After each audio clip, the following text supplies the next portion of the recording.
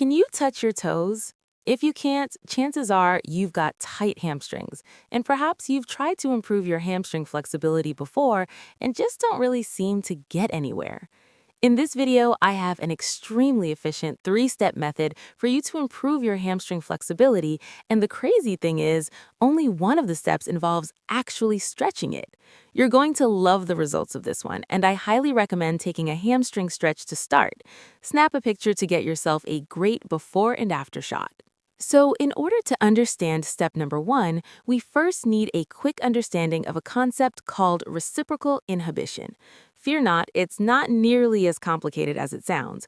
Reciprocal inhibition is the relaxation of a muscle on one side of the joint in order to accommodate the contraction of a muscle on the other side.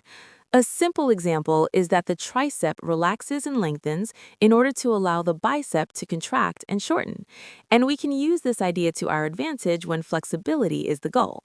So if we want our hamstring to relax and lengthen optimally, we can engage the muscle on the other side of the joint to encourage it to do so through reciprocal inhibition.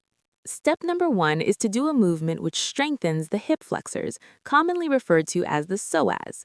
We're going to take this 3-step method into a kneeling hamstring stretch, so come to the floor with one leg out in front of you. Stabilize yourself either on yoga blocks or use a chair and pop a cushion underneath your knee if your floor isn't too comfy. Take a small arch of the lower back, like you're trying to stick your bum out behind you, and then hinge forward just a little to engage that hip flexor. You're going to try and lift your foot off the floor, keeping the leg as straight as you can. Whether it actually moves or not doesn't actually matter. Your hip flexor is engaging regardless of how much the foot moves, and that is what's important. The more upright your torso is, the easier this becomes, so adjust if you need to.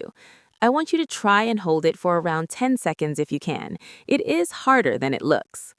Okay, moving on to step 2 of 3. This step is more about encouraging more of the muscle fibers within the hamstring itself to lengthen. Simply put, of all the muscle fibers within any given muscle, not all of them do something when we try to stretch or strengthen that muscle. There are plenty of lazy fibers that sit there and do nothing. If we can encourage more fibers to take part in a stretch, we'll be able to stretch further. So to get more muscle fibers to wake up, your metaphorical foghorn is a strengthening movement for the hamstring itself.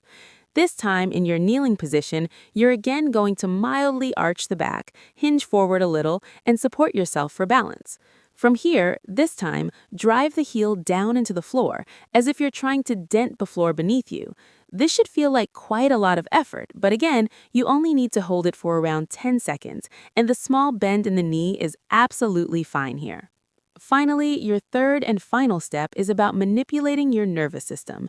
It is far more simple than it might first sound, but it is the one that most people get wrong. As much as we associate stiffness as an issue with our muscles, the nervous system is actually the main culprit. That sense of pain or discomfort that you feel when you try to take a deep stretch, that's little receptors in your nervous system sending signals to the brain to get you to stop what you're doing, as it thinks you're about to hurt yourself. So this third and final step is all about working with our nervous system to help it realize that we are safe, and this will allow the muscle to relax and to stretch further. So how do we do it? Step 3 is a passive stretch of a hamstring. That means no application of strength, no engagements of any muscles, no movement, just as relaxed as possible.